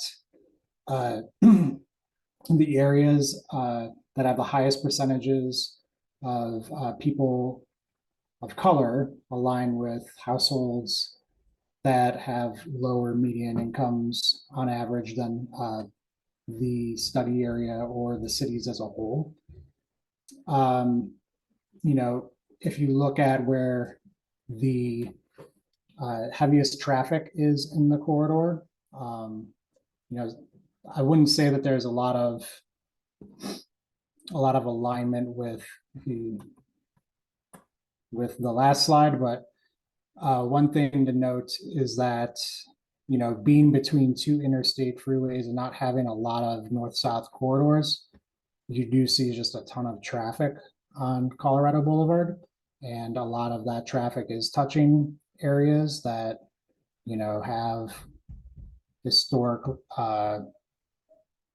been historically disinvested. So, and you know, like I said at the beginning of the meeting, it is the busiest state highway in the state that isn't an interstate freeway. I mean, the highest point just north of I-25 has 68,000 vehicles a day, which, you know, there are probably some interstate freeways that don't have that much traffic a day. And then the low point is actually 21,000 down by Cherry Hills Village. And so I find very interesting that there's almost a 50,000 vehicle a day difference from north to south in the corridor. But again, in that, there are pockets of the corridor that don't have access to a vehicle or have households with lower access to a vehicle. You know, and these areas do appear to coincide with areas that have higher percentages of people of color, who have higher percentages of people who speak languages other than English at home, or you know, don't. I think actually what's on the slide says low or no English speaking residents live. It's in the census, it is speak a language other than English or one or more languages. So that's not exactly right. But also areas where transit is more utilized. And you can see that kind of right by the places you would expect that the transit ridership is very high. So near the A line station, near the E and H line stations at East Evans in the south by I-25. Colfax is the Colfax and Colorado intersection is a huge transfer point in the system. And so there are a lot of folks that live in and around that area, as well as near City Park and around Bruce Randolph Avenue, MLK. There are a lot of folks who rely on transit in those areas as well. You could see we looked at average boardings in the corridor. So again, the rail stations as well as Colfax are very high points, but you can see it's also especially between City Park and kind of around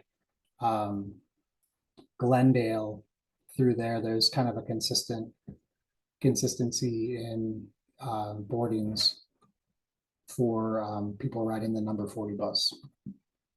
And then the, you know, lightings is kind of very similar. So a lot of transfers are occurring at the places I just mentioned. We also looked at average delay. So as you might imagine,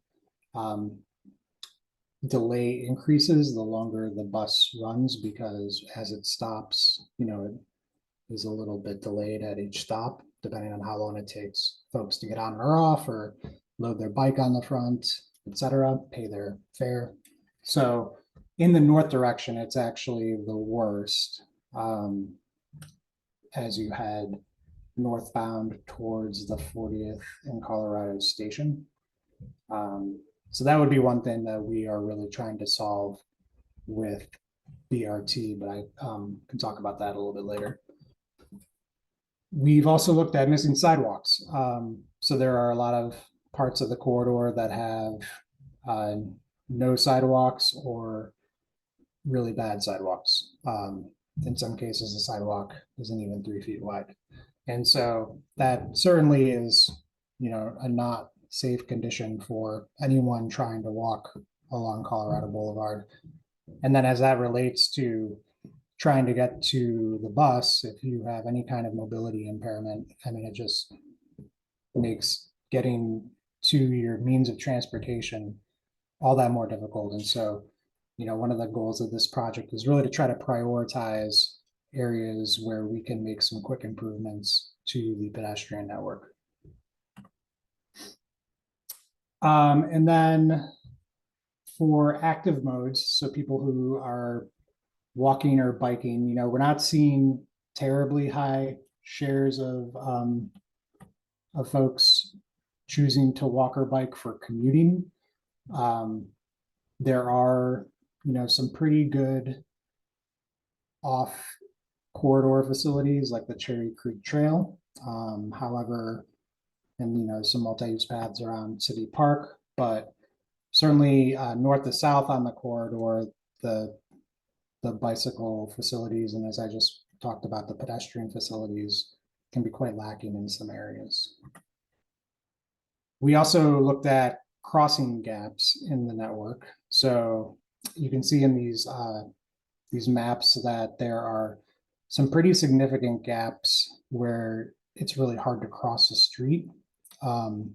You know, and some of them, like in segment 1 to the left hand of the screen, where you have the old golf course, and then kind of just like a lot of vacant land.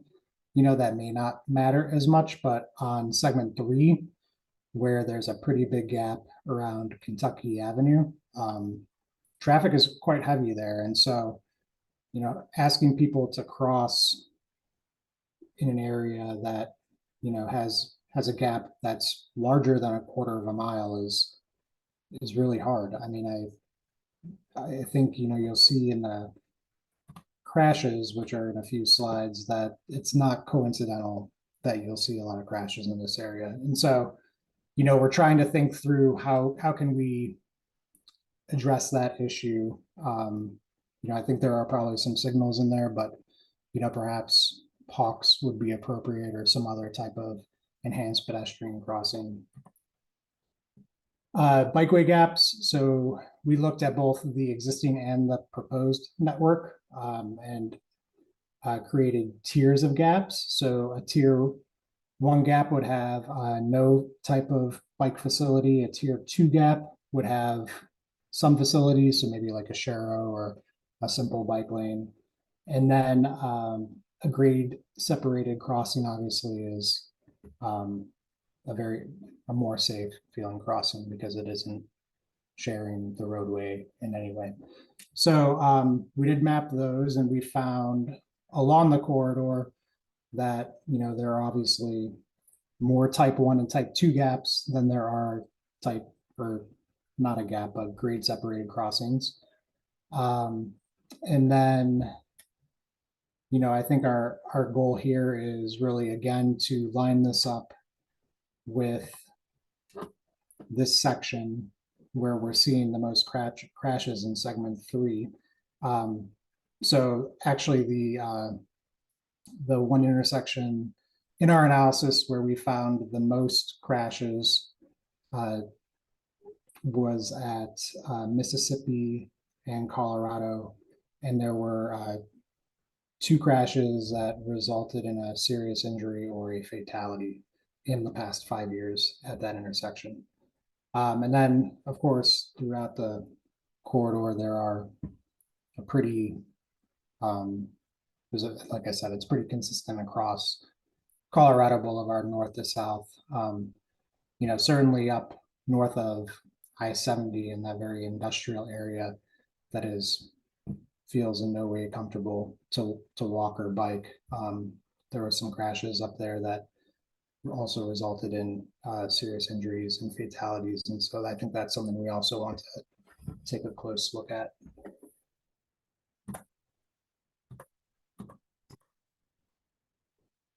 And then just overall, we did this kind of heat map, again, to hammer home that this is a problem that just exists from north to south.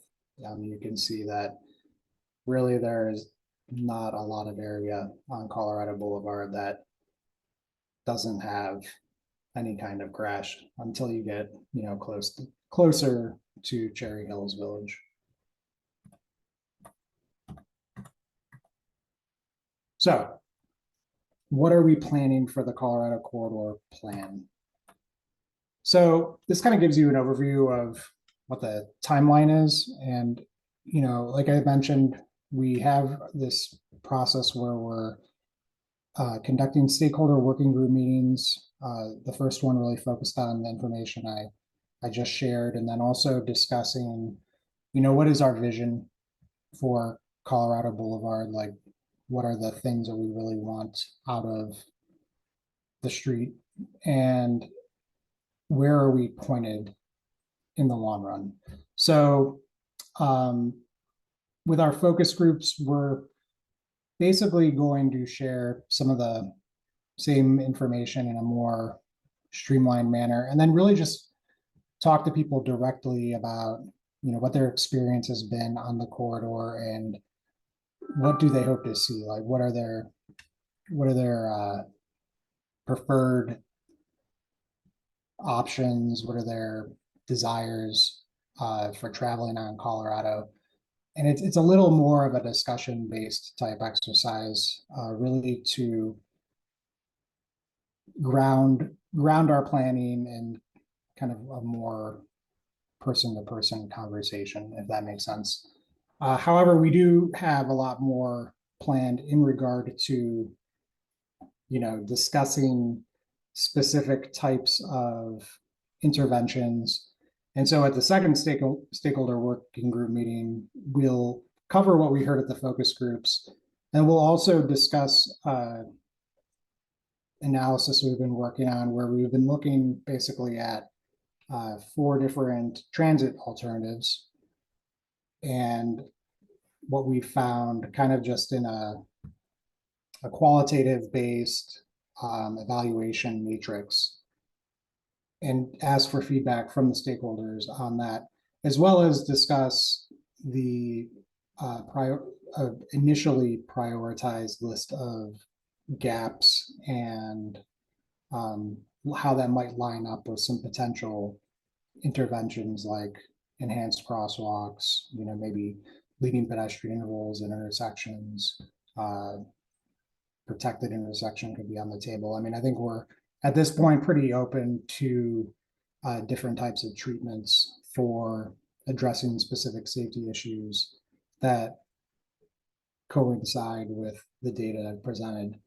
And then between the second and third stakeholder working group meeting, our goal is to develop some conceptual plans that we can bring back to the stakeholder working group, and then really kind of ask for feedback on if that's, these 8 projects that I mentioned at the beginning of this presentation, do these look right, in terms of addressing what we're seeing as some of the most critical issues along the corridor in the short term.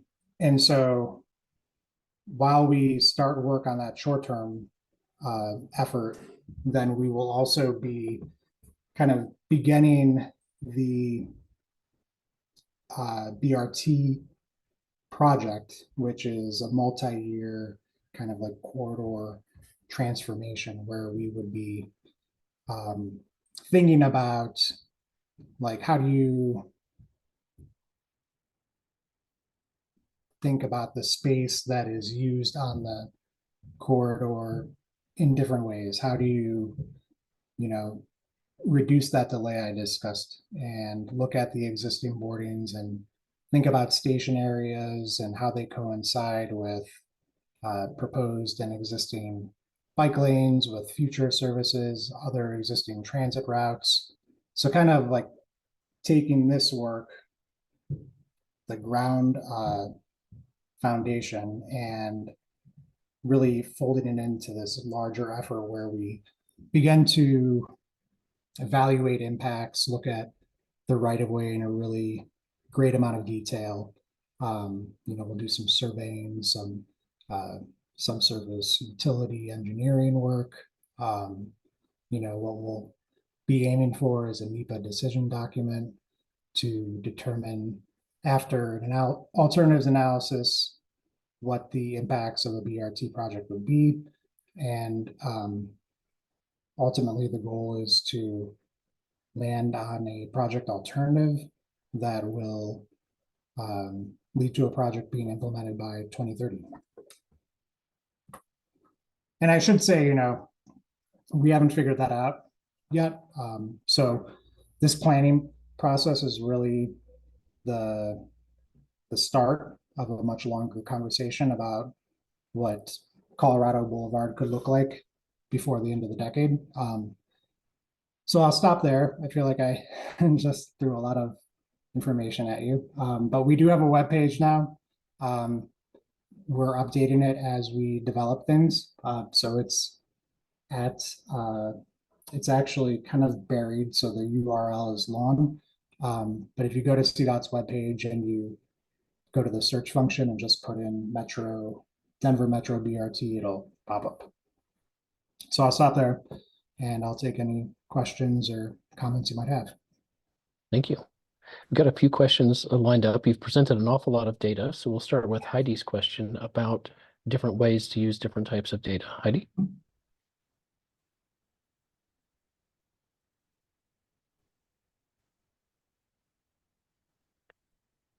Heidi, we're not hearing you.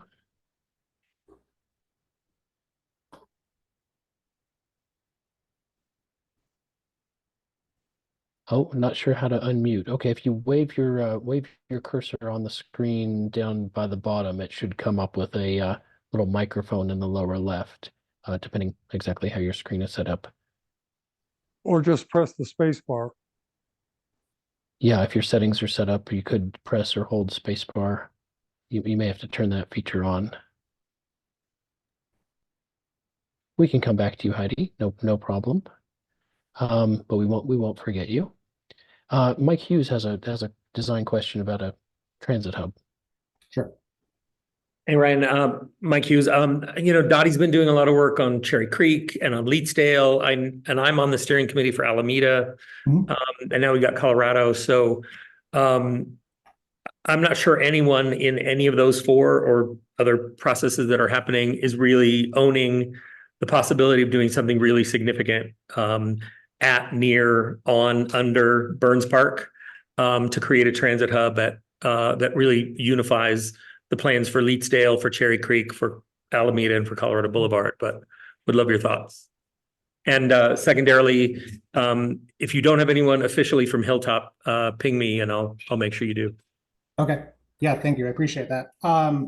Yeah, so I think a mobility hub is definitely on the table, especially as we think about connectivity to future BRTs. So Spear, Leetsdale, Parker is certainly one that's on the list for 2030 to 2040, I believe, and then Alameda would be the same. But yeah, mobility hubs are something that we've been spending a lot of time thinking about and talking about with RTD and the city and county of Denver. And actually, as an aside, CDOT has been building mobility hubs at some of our highway projects, like actual freeway projects. We've been building mobility hubs. So, but on Federal Boulevard, which is another BRT project we're working on, we're thinking about them in regard to how best to connect like first and last mile services, and then, you know, I think larger transfer points, especially. So like Decatur and Federal would be one that we would consider probably along the lines of a mobility hub because there's already a rail station there. So I think they're certainly on the board. Great. We'll go back to Heidi. She figured out the unmute. Yeah, I think it's because I didn't click the accept recording. So anyway, so thank you. And yeah, my question is, and Ryan, I know we've had these conversations, but I just wanted to elevate it here that like I love the anecdotal and getting out on the street and riding the transit and experiencing what it's like on Colorado. And I think having that inform the design is so great. And I'm just curious how do we incorporate that or elevate that that anecdotal lived experience to the level of more empirical, like, you know, MUTCD, like guidelines around, you know, because so many times, you know, that lived experience isn't emphasized as much as something like level of service, or, you know, these the ways that engineers look at things, and how can we sort of how can we balance that out a little bit better so that we can get like a design that really meets people's needs, and that doesn't leave anything behind. Yeah. Thank you. Yeah, I mean, I think that's a good question. And so I think it's more than just, you know, we've kind of like started it here, but I think continuing to do that at every stage of the project is super important, so that, you know, you're not only discussing with people like how they feel today, but you really are asking for feedback on, you know, proposed plans. You want to talk to people and have just like person-to-person conversations about, you know, the project. And I think it's really important to try as much as possible to bridge the gap between those two things, you know. So there's qualitative information, there's quantitative, and I think, to your point, Heidi, we've had this discussion. I know a lot of planners and engineers tend to get too focused on the quantitative information, you know. It's like, well, the map shows you this. And I think having the quotes and the interviews and the stories are just kind of invaluable, and being able to work that into the project and talk to your funders about it, and really, as much as possible, when talking about all these technical things and all the data, to ground it all in, like, you know, we need to humanize this project. This is about, you know, making the corridor better for people and for like a better quality of life. We've got a lot of questions, so we'll kind of group them into design questions and then funding questions. We'll start with James on kind of the big picture possibilities. Yeah. Yeah, thanks, Joel. Can you guys hear me all right, by the way? Yes. Yep. Beautiful. So we've seen a lot of schemes across the US that are called BRT devolve into things that are not BRT, right? There are projects that start where the ambition is dedicated bus infrastructure. That gets whittled away into a lane, and that lane gets whittled away into part of the corridor as a dedicated lane, and that's it. Maybe there's a bike lane, maybe there's some pedestrian upgrades. So kind of the starting point has been like super essential. I guess kind of the question is, if to try to reduce how complex my question was, how serious is CDOT about actually taking away a large amount of the right-of-way from cars and dedicating it to other modes, kind of the side transit way scheme, which basically chops the road in half, where only half of the current right-of-way is dedicated to cars. The other half is dedicated to a much wider sidewalk, a much, you know, very, very generous bus lane, and a dedicated transit corridor, you know, the kind of infrastructure that is difficult to kind of scope out, or you know, kind of less excuse me, sorry, something that's less at risk of BRT creep. Yeah. So I think I heard a few questions in there, but basically the question was, how serious is CDOT about reallocating the right of way? Is that right? Yeah, specifically not just to install a bus, where the scope isn't we're just going to install BRT, but we are going to transform the corridor right into, you know, something that will promote dense mixed-use redevelopment where people will live on it, not just commute through it. Okay. Yeah, so I mean, I think we are certainly committed to rethinking how this corridor operates. And, you know, I can't tell you today that it'll be one thing or another. You know, we have to go through a process to get there. You know, we are looking at trying to improve all the supporting infrastructure for a better high capacity bus service that'll be high quality, which is, so the FTA has a pretty definite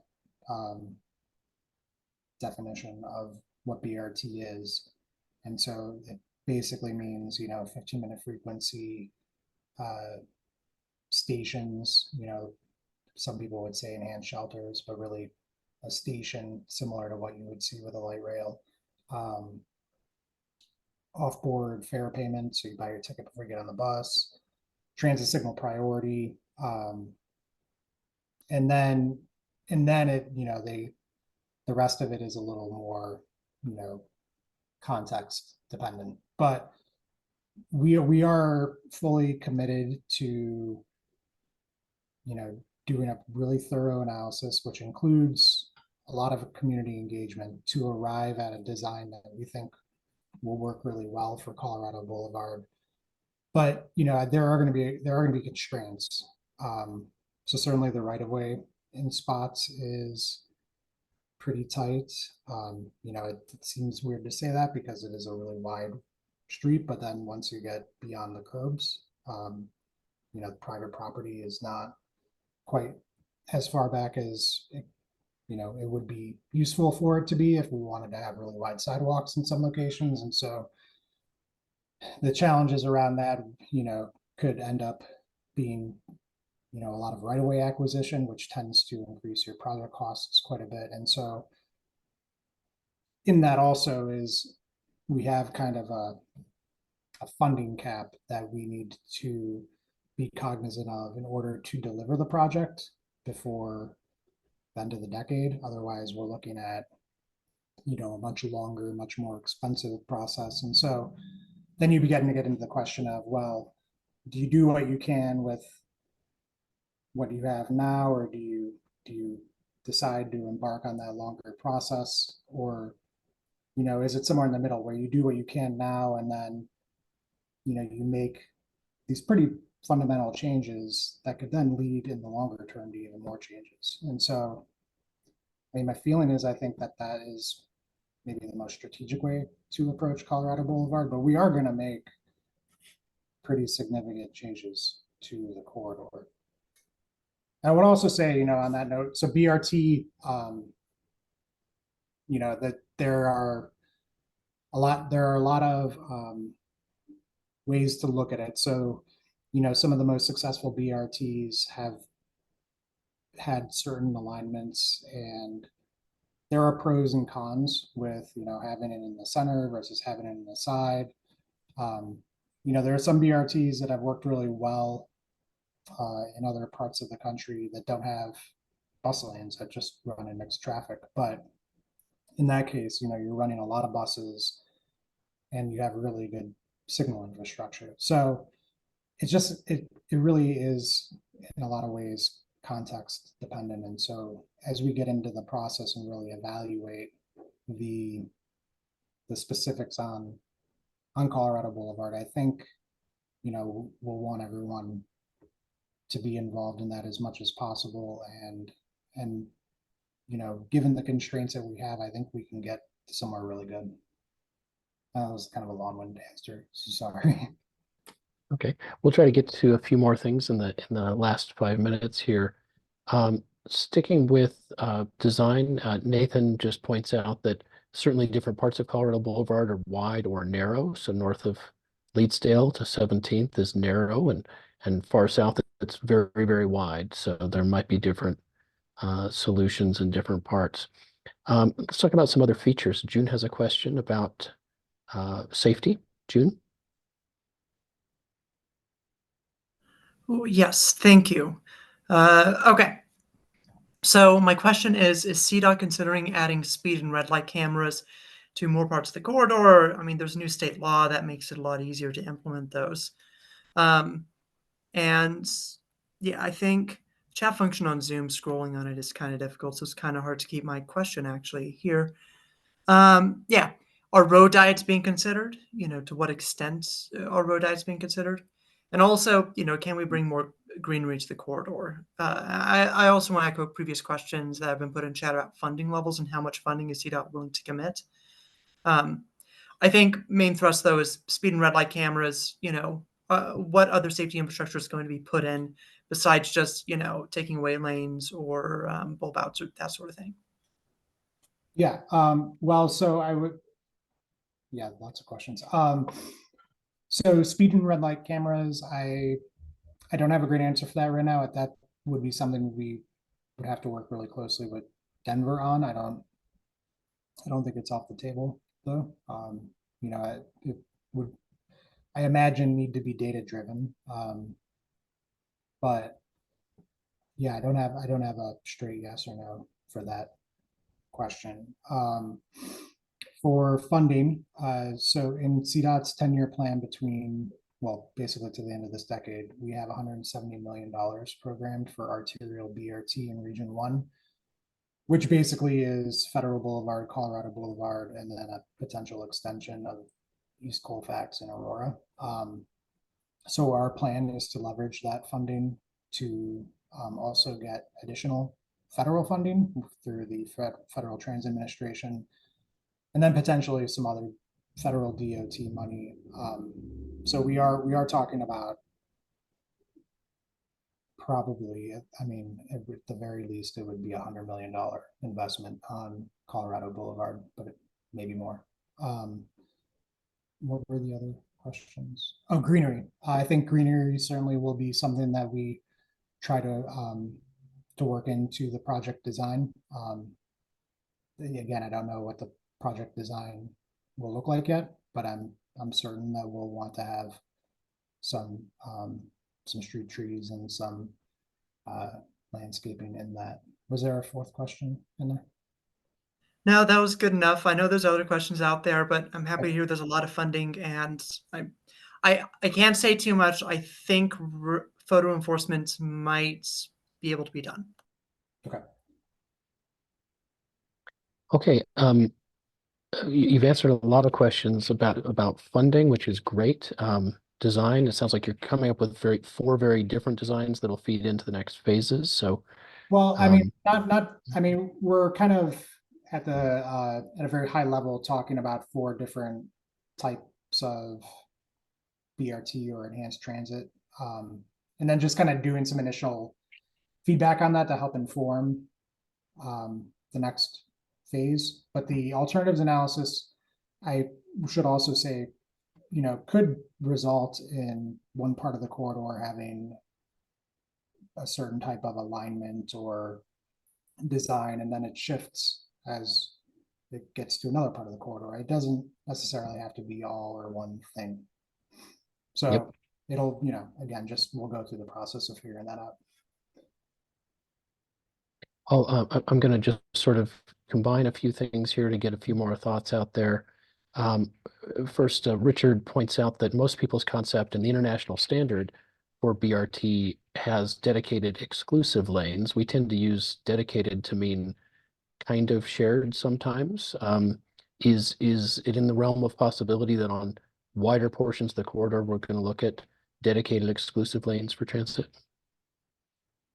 Yeah, we will certainly be looking at it. And again, I think it is context or specific. I mean, so Colfax BRT, as many of you are well aware, will be running in the middle, and those lanes will, for all intents and purposes, be exclusive to buses. They may be used by emergency vehicles as well, but for the most part, buses. On Federal Boulevard, we'll have bus-only lanes, but because of the land use patterns on Federal Boulevard, there are a ton of driveways, and because the lanes will be at the side of the street rather than the middle of the street, they'll mostly be exclusive, except that people will be able to turn in and out of driveways. But the volume of vehicles that do that we don't anticipate will be such that it'll significantly delay bus operations. On Colorado Boulevard, depending on where we land, whether center or side, it just kind of depends on if there are a lot of driveways, if there aren't, if it's in the center. You start to look at like where the left turn lanes would be for passenger vehicles, at the intersections, you tend to have, if it's on the side, a shared condition where passenger vehicles are required to turn right, but the bus can move through, which works pretty well.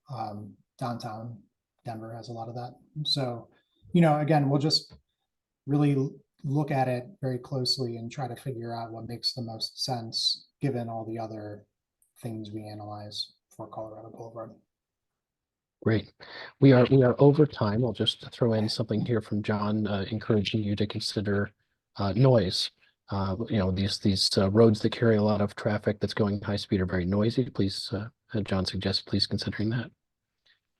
All right. I will send you a copy of the chat for the portion of this presentation. Thank you for joining us. And we managed to use the entire time today, as was pointed out, even though we had one drop out. So thank you so much. This is, I think, a topic that really drove a lot of participation tonight. People are really looking forward to it. Great. Well, we're just at the beginning. We will be having many more meetings, so I expect to be talking to INC quite a lot over the next several years. Thanks so much. Yes. We've reached the end of our meeting. The INC Transportation Committee meeting meets every other month, starting in January on the second Thursday of the month. The meeting announcement that went out has all the dates. Will always be 6 p.m. to 8 p.m. on the second Thursday of alternating months. So please schedule ahead and join us, and we'll talk to you soon. Thanks, everyone.